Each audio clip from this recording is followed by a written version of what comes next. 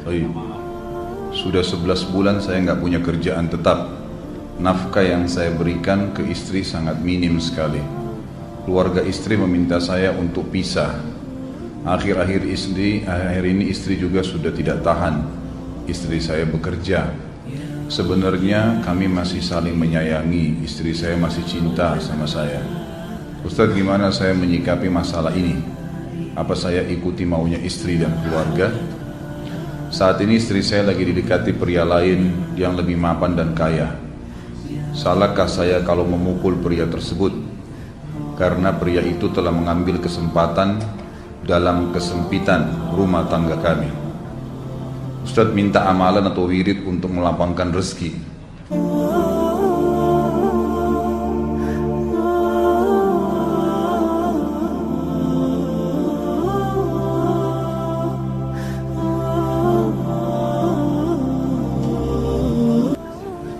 Ini ada hubungannya sama tema nggak ini? Hah? Jawab atau enggak? Kasihan. Ya udahlah, karena malam terakhir ya.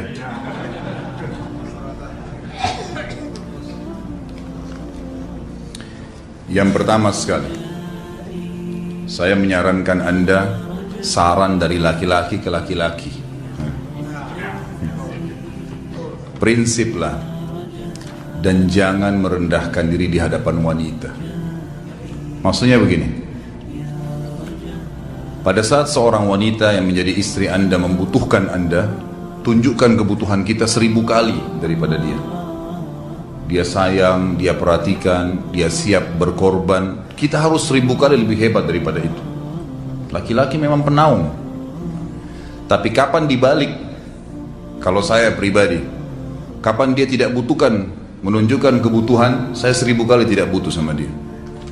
Untuk apa Anda merendahkan diri di depan seorang wanita yang kalau memang dia tidak bisa menjadi seorang istri? Karena kapan wanita sudah menyombongkan diri di hadapan laki-laki, tidak akan ada wibawa sama sekali. Ini poin dulu dalam pembukaan. Dan selalu saya sarankan siapapun ikhwah yang minta saran saya dalam masalah rumah tangga, yang paling pertama ini saya ucapkan, saya bukan menyuruh Anda menjadi keras, bukan. Tapi saya mengajak Anda untuk punya prinsip dalam hidup. Wibawa, pemimpin rumah tangga. Dibutuhkan, kita butuh. Tidak dibutuhkan, ya sudah.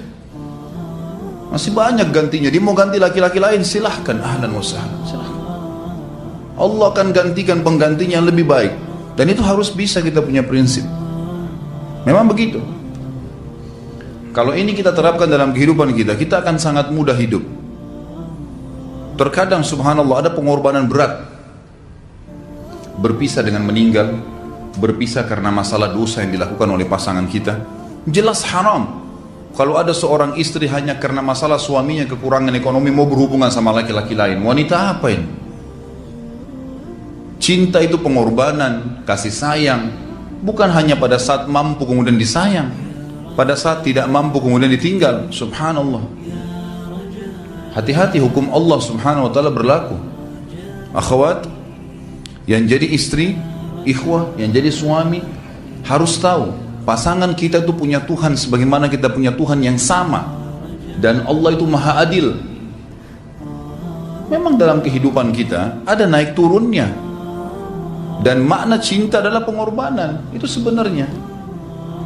Kalau hanya kita kantongnya lagi penuh kemudian disuka sama istri, pada saat lagi tipis, lagi masalah, kemudian dia mau berhubungan sama laki-laki lain, na'udzubillah min dzalik. Wanita apa ini? Kalau saya tidak naungin. Kalau saya nggak naungin. Kamu mau sama dia silahkan. Ahlan sahlan, silahkan jalan. Kalau saya, istri saya sangat tahu prinsip saya. Kalau kamu merasa ada laki-laki lain yang kamu anggap baik, atau kamu mau ingin memasukkan pendapat keluargamu dalam rumah tangga saya sehingga kedudukan saya sebagai suami tidak didengar lagi, silakan pilih keluarga kamu. Tidak ada masalah. Jadi jangan jadikan sebagai beban. Oh, nanti kalau pisah saya hidupnya bagaimana? Saya melarat. Ini kenapa ini? Saya mati kalau nggak sama dia, ya mati bener nanti. Gila kalau nggak nikah sama dia, gila kalau siapa ini? Ini kenapa ini? Keluar dari bingkai hidup itu. Seorang muslim itu hidupnya mulia. Dia dihormatin, dia menghormatin. Dia dihina, tinggalkan. Allah SWT tidak menyuruh kita menghinakan diri, tidak boleh. Kalau wanita ini misalnya, istri ini yang dikatakan tadi masih mencintai suaminya, dia hanya sekedar minta kerja, ya, garis bawahi kalimat ini ya, dia hanya sekedar minta kerja untuk membantu nafkah rumah tangga, ahlan wa sahlan, jempol, nggak masalah, bagus itu, sampai suaminya mapan, itu baik. Tapi dalam kondisi masih status istri punya hubungan sama laki-laki lain, na'udzubillah min dzalik, mana ghirah, mana kecemburuan positif yang telah Allah pelihara dalam diri kita, nggak boleh.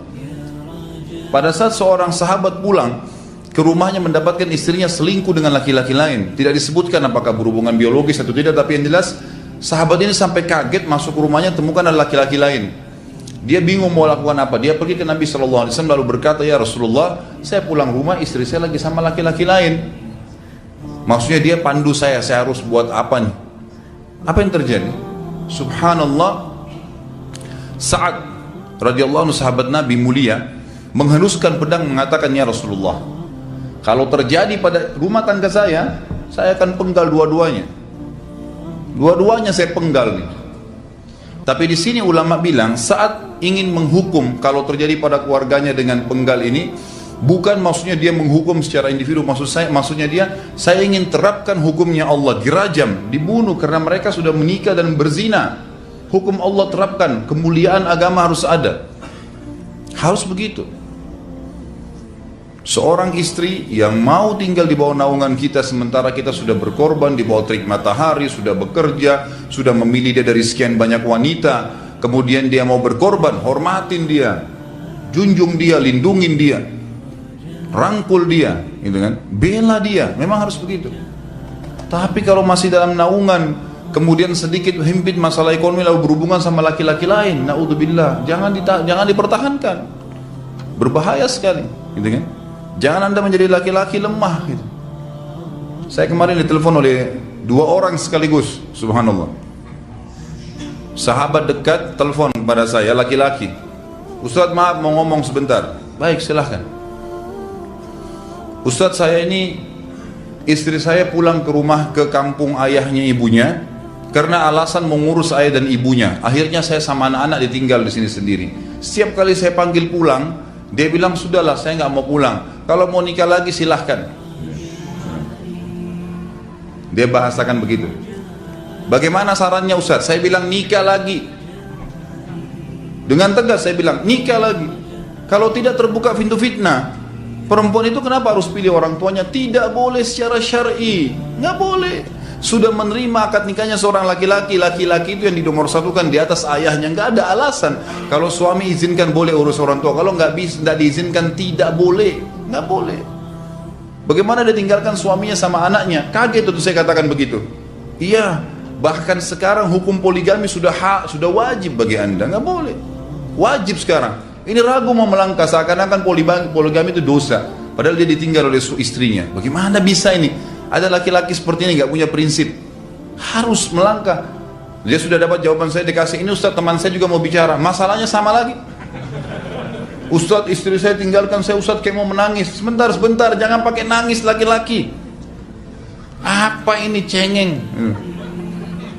Ditinggal wanita nangis, subhanallah. Orang nangis itu ditinggal meninggal Rasulullah SAW, ketinggalan sholat subuh berjamaah, itu nangis. Nggak jadi jihad, nah itu nangis. Ditinggal perempuan nangis, la ilaha illallah. Allah ciptakan perempuan lebih banyak daripada laki-laki. Ini bukan menurunkan martabat perempuannya. Artinya harus seorang pemimpin itu punya wibawa. Nggak bisa, kalau nggak akan dianggap remeh nanti. Istri itu dinaungin, dilindungin, dididik, diberikan haknya ia. Berikan berlipat-lipat penghormatan sebagaimana dia berikan satu penghormatan, nggak apa-apa. Tapi jangan sampai menginjak martabat seorang pemimpin, tidak boleh. Akhirnya saya sampai bilang sama dia, akhi, ambil keputusan. Kamu mau balik sama saya berumah tangga di sini, atau kamu pilih rumah orang tua kamu? Oh, saya pilih orang tua saya, baik, saya ceraikan kamu sekarang. Assalamualaikum, tutup telepon, selesai. Jangan lama-lama. Cengeng sekali. Udah sujud sama Allah, saya masih berat cintanya Allah. Dia minta kepada Allah subhanahu wa ta'ala, minta gampang dihilangkan dari hati. Sebagaimana dia datang dia bisa keluar, gampang itu. Subhanallah ya, jangan terlalu mencintai dunia berlebihan. Kalau saran saya, kalau istri anda ini tanya baik-baik, kalau kamu bekerja hanya karena mau bantu nafkah rumah tangga sekarang, ahlan wa sahlan, silahkan. Selama pekerjaan halal, antar dia ke tempat kerjanya. Muliakan dia, jaga, jemput pada saat pulang, anda pembelahnya, begitu. Tapi kalau berhubungan sama laki-laki, ada subhanallah suami, depannya dia istrinya telepon laki-laki lain dan dia menerima itu. Mana ini? Dalam agama haram, wallah haram itu hukumnya. Nggak boleh. Itu namanya dayuth dalam agama. Nabi SAW mengatakan Allah melaknat dayuth. Kata sahabat, siapa itu dayuth ya Rasulullah? Laki-laki yang tidak punya cemburu terhadap pelanggaran agama yang terjadi pada istrinya. Gimana caranya? Nggak boleh dalam agama Islam, gitu kan? Makanya biasakan hati kita terisi dengan cinta kepada Allah SWT dan bukan cinta kepada manusia. Mencintai istri karena Allah yang perintahkan, mencintai suami karena Allah yang perintahkan. Jadi semua karena Allah. Tidak ada kata-kata hilang, tidak ada rugi kalau kita meninggalkannya. Jadi ini hal mendasar yang saya tahu, Allahu alam. Jadi sampaikan seperti itu. Kalau wirid apa? Saran saya adalah memperbanyak istighfar kepada Allah SWT. Gunakan momen musibah itu sebagai kesempatan untuk mendekatkan diri dengan Allah Subhanahu wa taala. Begitu.